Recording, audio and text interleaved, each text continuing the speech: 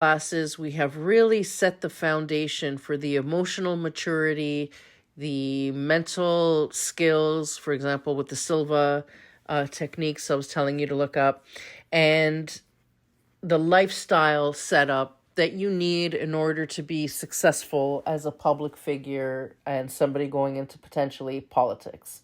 So now that we've got the foundation set up, you should be actively cultivating an abundance mindset.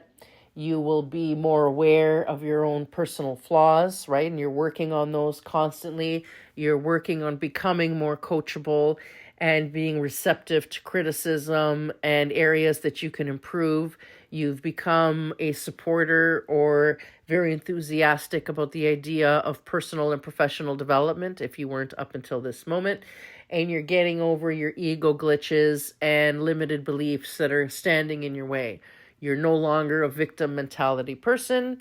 You are responsible for your own success, and you are incredibly resourceful, incredibly resilient, and now you're ready to actually learn the nuts and bolts of becoming a politician.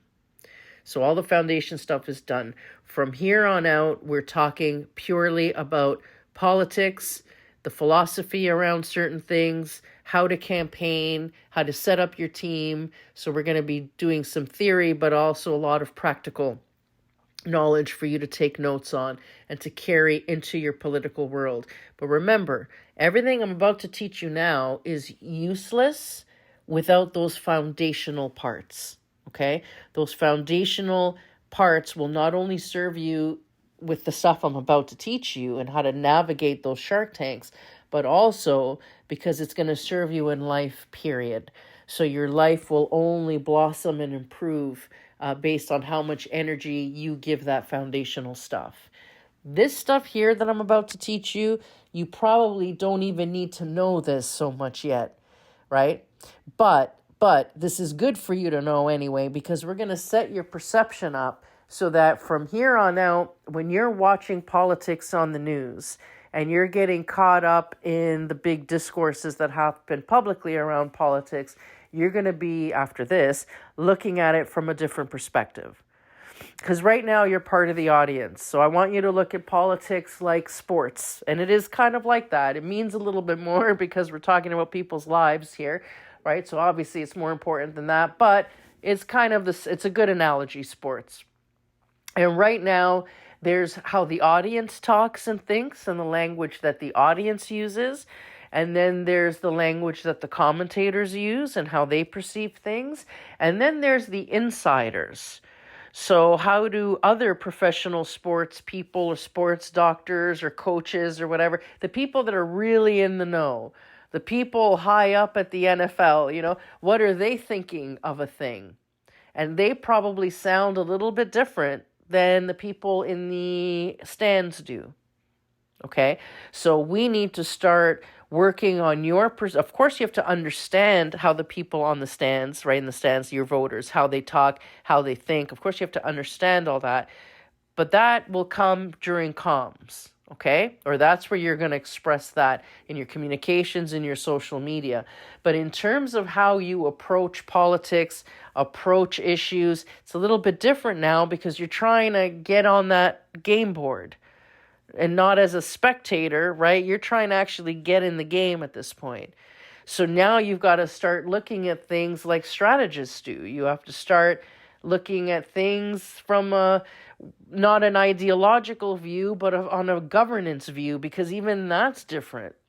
There's government or political ideology, and then there's governance. And those are two different things. So now you have to be able to understand the spin of your party and understand the spin of your opponents, but you have to be able privately to be able to step back and have a critical view of things so that you can act accordingly. So for example, there's going to be things your party does that you don't like. You're going to have to find a way to find the middle ground between towing the line and keeping your integrity. And when you know that they're making a mistake, what can you do to mitigate the damage of that mistake? Right? And even though you may have to say certain things publicly because that's your job, doesn't mean that you shouldn't look at how other people are perceiving this thing, so that you could at least understand where they're coming from when they're criticizing you, so that you can think of the spin to respond. So this part of the course is going to be all about getting your perspective from audience thinking to player thinking. We're going to get you in the game, and we're going to get you thinking like people in the game, and understand that the way people in the game think and what they know and how they view a thing is very different than what the audience sees and wants and thinks should be the thing. So again, the same way I asked you to suspend disbelief, I want you to suspend your ideologies.